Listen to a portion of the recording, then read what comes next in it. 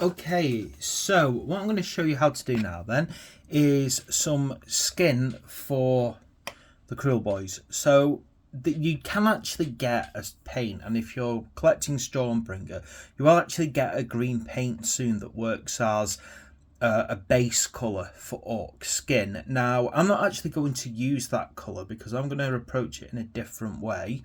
So you can see here I've got this kind of washed out, it's a green colour. It's got very dark like undertones, and then it's very light on the top, and that's because I kind of feel that I don't want to go insanely dark on my colours for these orcs, but I still want the green to be a stark difference to the purple and the orange.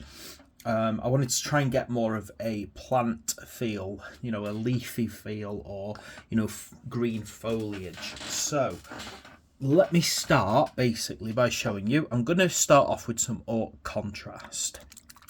Now, the reason I'm using a contrast instead of a base paint here is because I really want to take advantage of the actual grey undercoat. So a contrast is quite an interesting thing because of the way that it flows. So I'm just going to use my wet palette over here as well at the same time.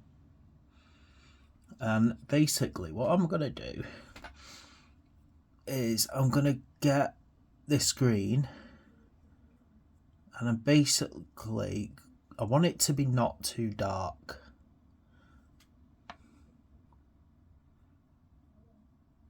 Or at least on this first application. So what I'm doing with this first application is I'm just trying to get a nice layer on it. Now you can see with a contrast, if it's sufficiently watered down,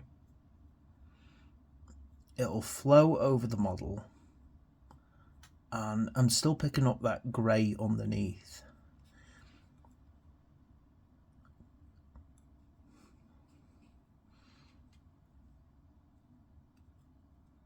And that's what I'm actually going for on this. I don't want to lose the grey to begin with. I want that kind of there.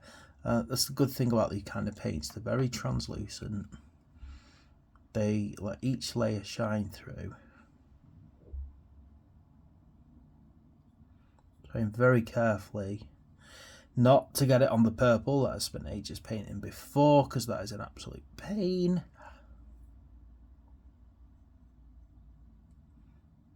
I'm going into the shield here.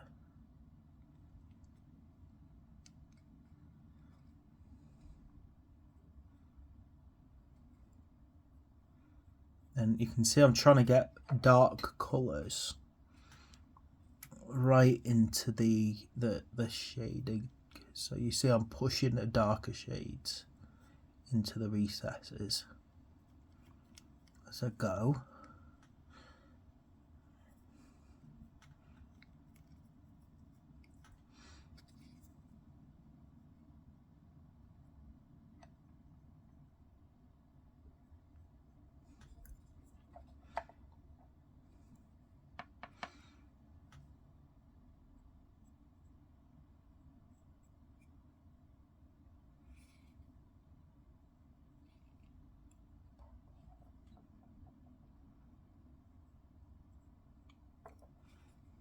Oh.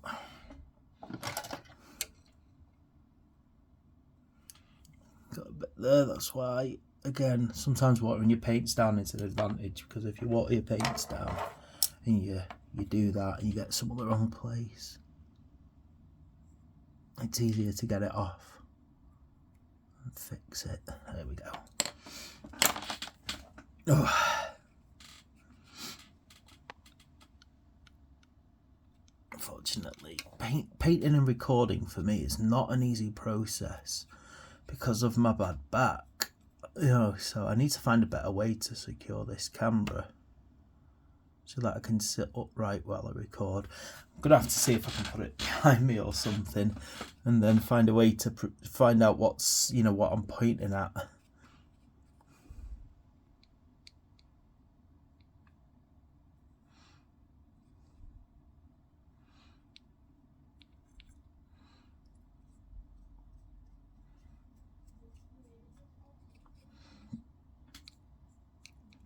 Yeah, so as you can see, I'm not trying to lose the grey. I really do want that grey to remain, and it will make a difference. If I didn't try and keep that grey, I'd get a different effect at the end.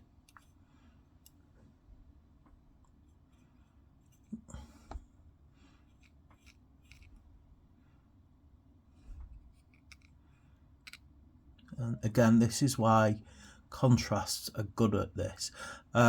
You'll hear different claims about what it's called when you put a contrast over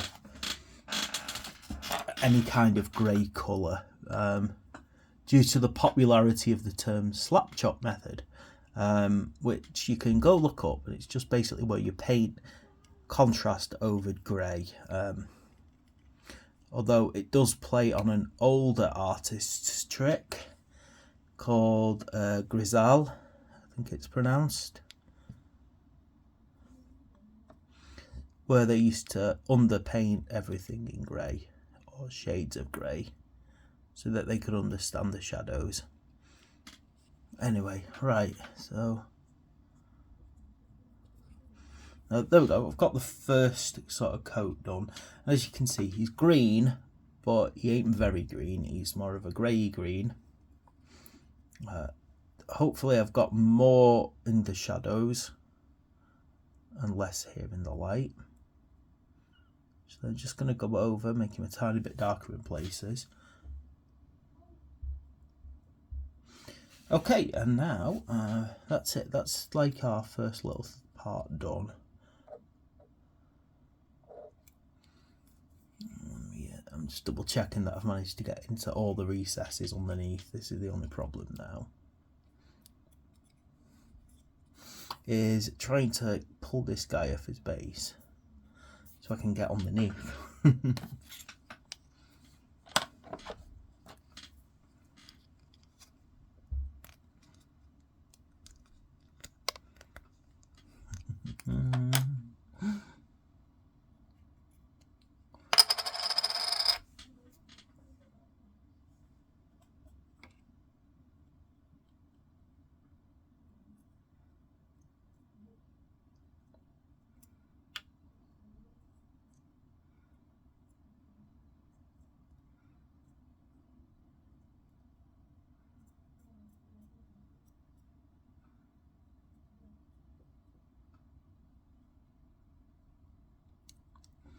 Right, yeah, I've just took him off his base to really try and get under places like his chin. Okay, right, now hopefully it won't take that long to dry.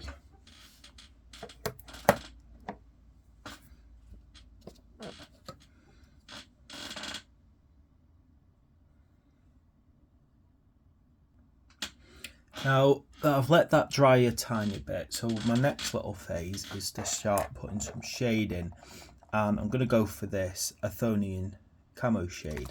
So the idea behind my shading is just to add effectively some detail to very dark areas. So you can see when I put this on, it kind of flows nicely into the recesses.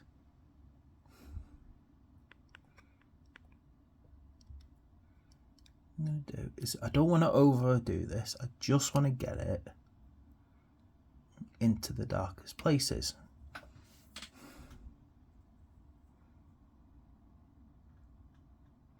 You see, if you put it in the right places as you go, it will just sit and flow into dark areas. Now this helps pick out certain details as I'm going along, like ribs,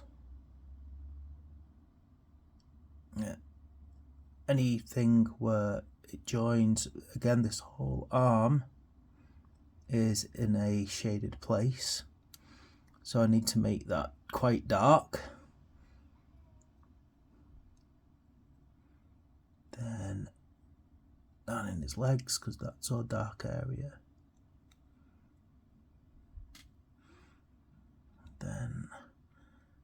again under the arm. I'm basically just thinking where the shadows are. So got underneath that arm, obviously, where he joins onto the weapon, and then in that elbow there. So I'm just shading. I think it's dark, and then I'm just going to go over his face. And as you can see, it kind of, hopefully, oh, my camera's not focusing again. Come on, focus.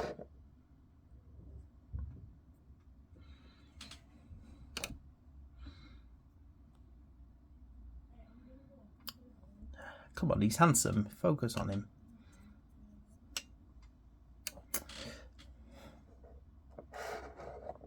Sometimes it's trying to focus on my paint pots instead of the image. Right, there he is. So you can see I've sort of highlighted his face. I'm going to slightly highlight these ears because they are also in the shadow.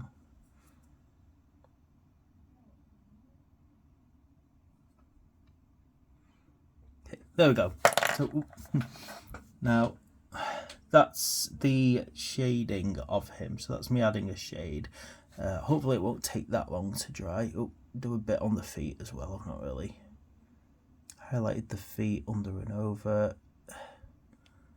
Yeah, just to pick out individual toes and where it joins the bandages. Okay. Just re-zoom out again because I ended up zooming in too far, then trying to focus on him. Okay, and that's it. That's all I'm going to use the shade for. I'm not going to go over the top with the shade. Now, as you can see, that ink now, that shade has started to dry, and I should now be getting ready to start applying this. So what I'm going to do with the Strachan Green is I'm going to turn it into a dry brushing paint. Now, in order to do that, I have to actually, unfortunately, I do have a dry brush, and it's this one here, which will be alright to begin with, but unfortunately, with models like this, where there's very small recesses, the ability to get this massive brush in here and move it to dry brush is very limiting. So sometimes you have to fall back on your regular brushes, and it's not something I like doing personally because it just can damage them too much. Anyway, so this is how I'm going to use the Strachan Green. So first I'm going to get my dry brush a bit wet, just so it can soak up the paint to begin with. I'm going to really mix it in over here.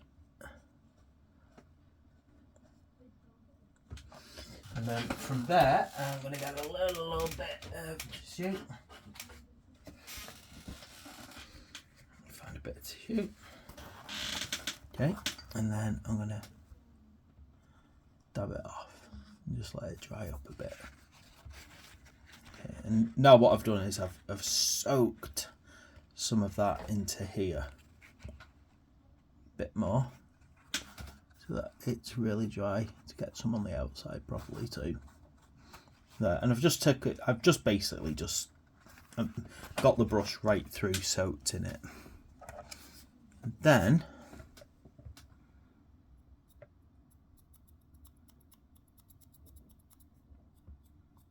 I'm going to start dry brushing to build up the colour. Now, you can see straight away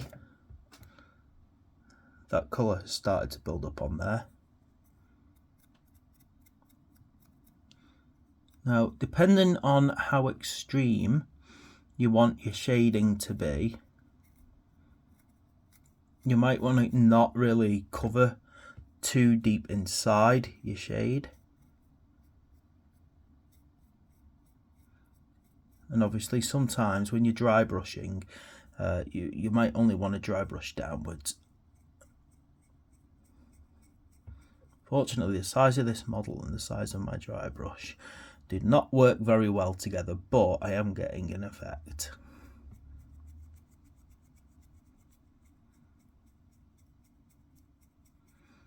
can see, or hopefully you can start to see, that his colour is gradually changing. I wish this would just focus on him properly. There we go.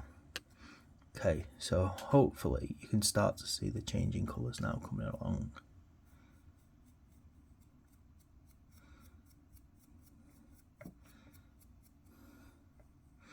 And you can start to see a kind of detail coming through. So you've got the shade that I created,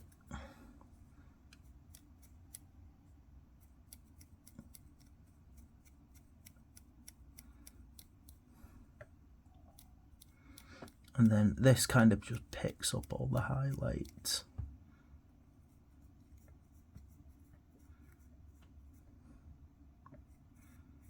Of course, I don't want to overdo this in the detail, you know. So when I'm getting into like the recesses like I am now,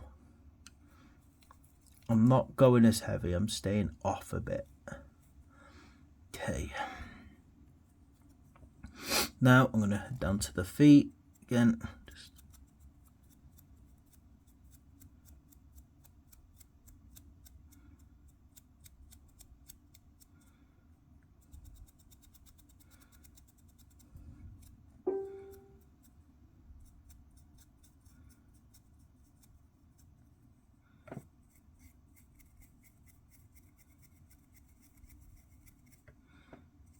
Okay, getting that one there. I need to reapply a bit of Strachan green. I'm going to take it straight off my piece of cloth so that I'm not wasting paint.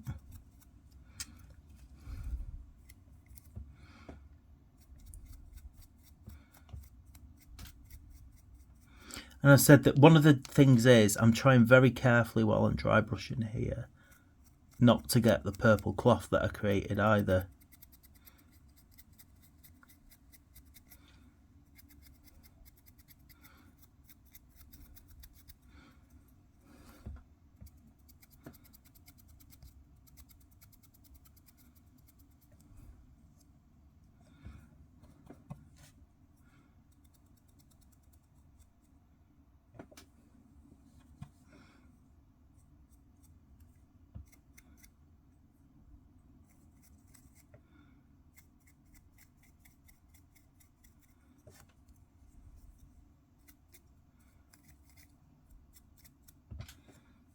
Okay, right, I'm gonna just, what I'm gonna do now, so I'm gonna go a bit heavier on some areas. Now, just to add a bit of lightness to the skin, because I don't want it this dark. So now what I've done is I've added a bit more paint to my dry brush, can you see? And I'm going a bit heavier in certain areas to really pick up the light, and then that will make a more extreme difference between the light and the dark, which again is the effect that I really want to go for on these.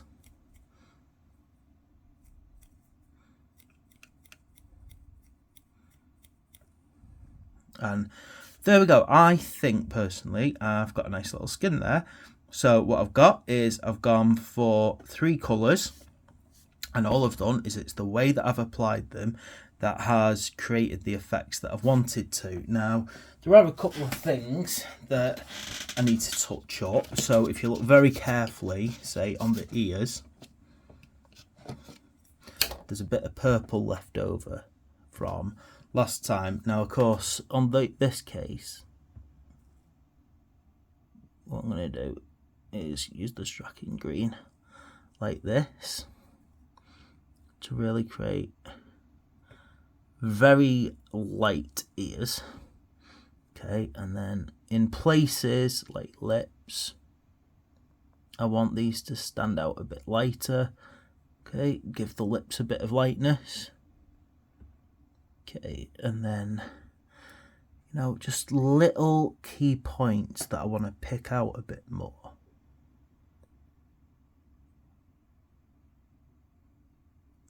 Okay, then, you know, on his nails, you can see. Paint his toenails. Oh, you look lovely, darling. This colour, looks great on your nails.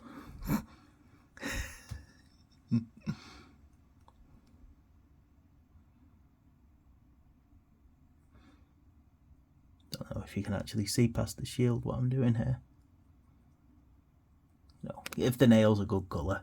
Again, underneath, he's got nails on his fingers, so I'm just gonna try and get them. Can't really see them on the shield, but there's one there. Nail that's kind of sticking over his thumb. Right. And then just little points of light. You can see I'm just adding little points of light now.